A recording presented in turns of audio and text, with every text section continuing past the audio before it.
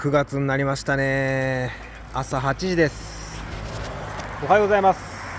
昨日めっちゃ強風だったんですけど、このガソリンスタンドのおかげでぐっすりと眠ることができました。メルズーカまで80キロ、今日も暑くなる前に午前中にサクッと移動して着きたいと思います。皆さんこんにちは、朝日です。イギリスから南アフリカまで2万 km の自転車旅、スタートから4ヶ月が経ちました。モロッコでは地中海沿いにサイクリングして内陸の国境沿いを南下、そして現在はメルズーガです。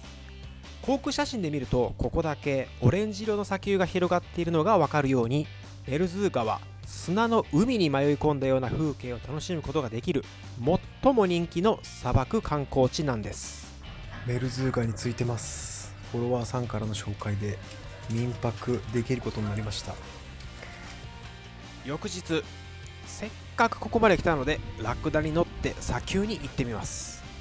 This is biggest view. That is the biggest. Okay. 最も高い砂丘はおよそ150メートルあり、これは50階建てのビルに相当します。そこまで行かなくても近くに眺めのいい砂丘があると言われたので、そこに向かうことにしました。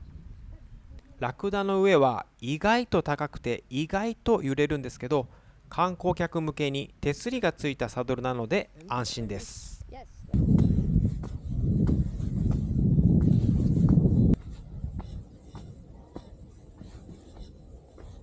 多分太陽こっちなんですけど、今日はサンセットが見れません。そういう日もある。でも砂漠のこの景色すごいです。色がね、他と全然違うオレンジっぽい砂漠。これはほんま一見の価値ありですね。サンセットが見れると砂丘はもっとオレンジ色になるらしいです。しかしこの日は激しい砂嵐。これもまた砂漠らしい貴重な光景だと思います。そしてもう一つ、ここでやりたかったことがこちら。キャメルミルク初めてです。全然匂い普通や。Good. Very good.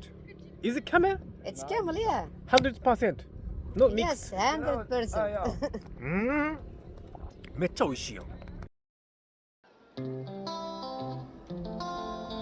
すごく食な。ありがとうございました。2泊させてもらいまして、メルズーガ出発します。ここからですね、地図上では道がないように見えるんですけど、オフロードで一応つながってる道がこの奥地にあるみたいなんですね。そっち方向に行くとメルズーガのお家を紹介してくれた人が住む村があるということで、今日もなかなか暑いんですけども頑張ります。インスタグラムでフォロワーさんからこの道を通るなら滞在先を用意するよと連絡をもらい、メルズーガではその方の親戚のお家を、そしてこれからその方の実家で滞在させてもらいます。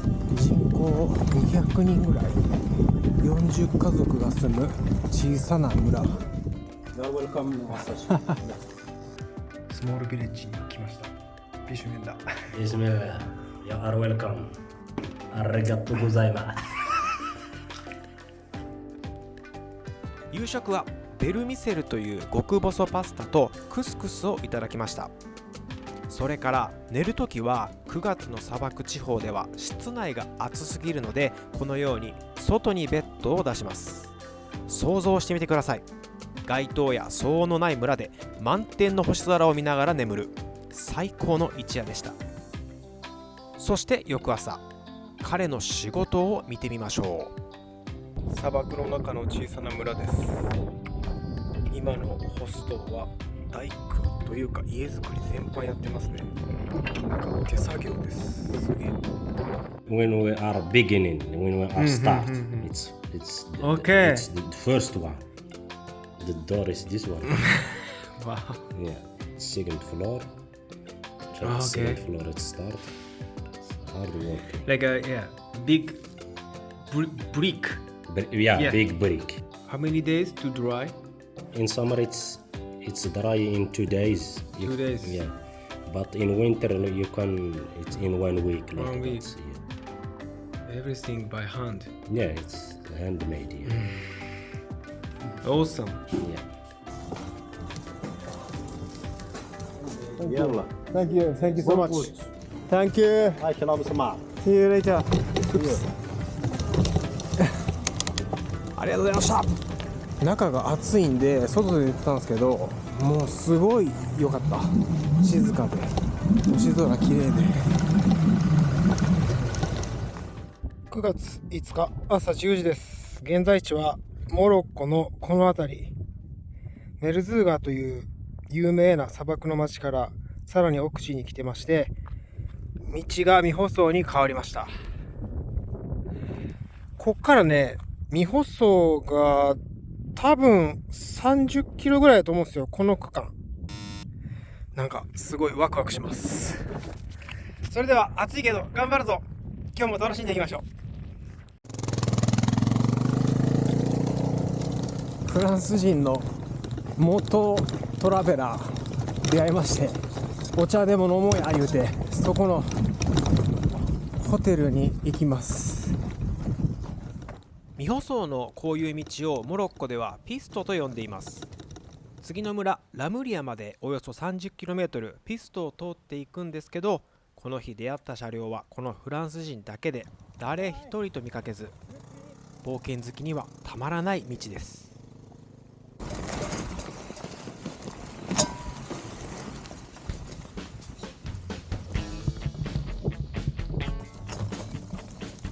はい、道があるようでないです。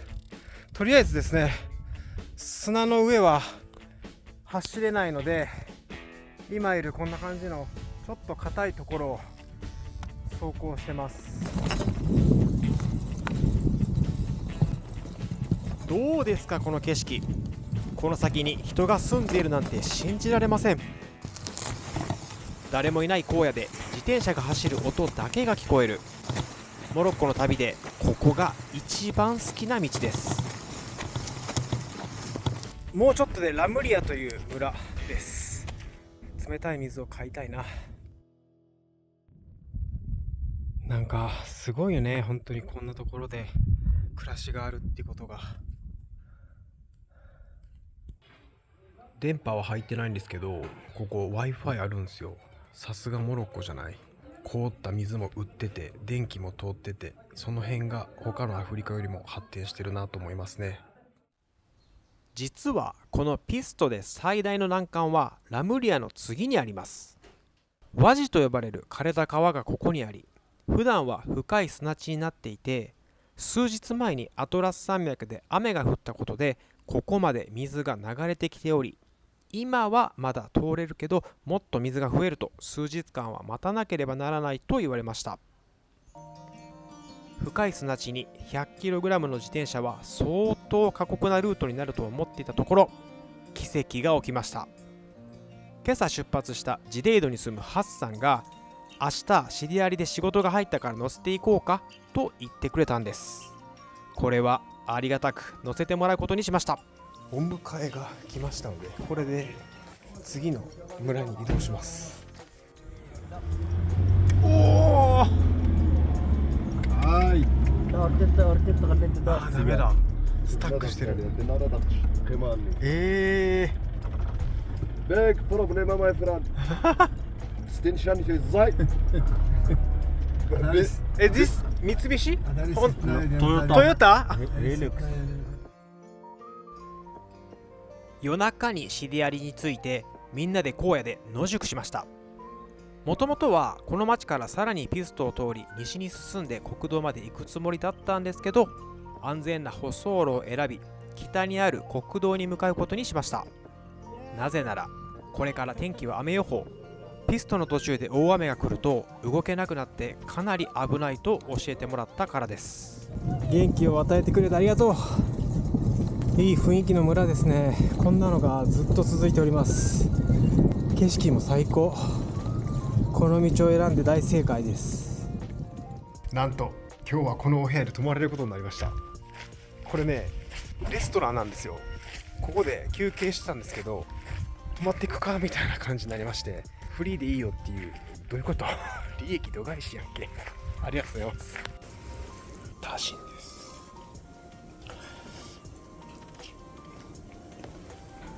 めっちゃうまい。おはようございます。なんと朝食まで出していただきました。うわ、すげえ。Thank you so much. See you next time. Have a good day. ありがとうございました。昨日すごい強風だったんですけど、雨も降ってて、室内で寝させてもらえてほんま最高です。夜ご飯、朝ご飯もいただいちゃって、本当になんだろうね、このホスピタリティ。自分が逆の立場だったら同じようにできるのかというところを考えると、なかなか難しい。利益優先しちゃうというか、な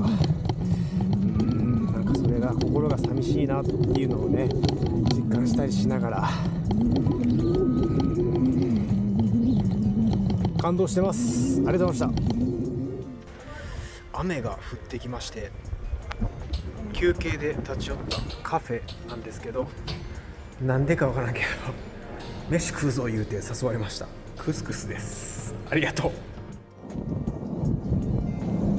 予報の通り断続的に雨が降っています。この辺りの雨は大したことないんですけど、アトラス山脈で降った雨が流れてくることが大問題でした。なんじゃこりゃ。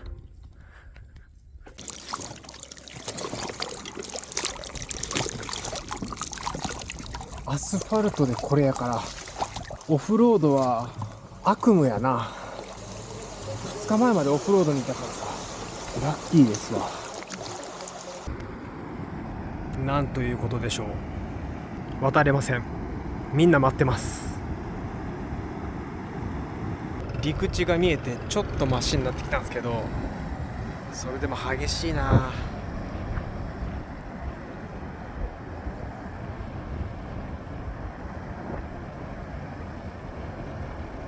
よし、それじゃあ行きます。お願いします。倒れないでください。ということで今日の動画はこれで終わりです。未舗装の道や洪水で予定通りに旅が進まないからこそ、モロッコ人からのたくさんのお助けが身に染みて思い出深いルートになりました。ご視聴ありがとうございました。次回はこの洪水が収まるまで、これまたモロッコ人に助けてもらった内容です。チャンネル登録、高評価、コメントよろしくお願いします。それではまた次の動画で会いましょう。さよなら。よっしゃ、いけた。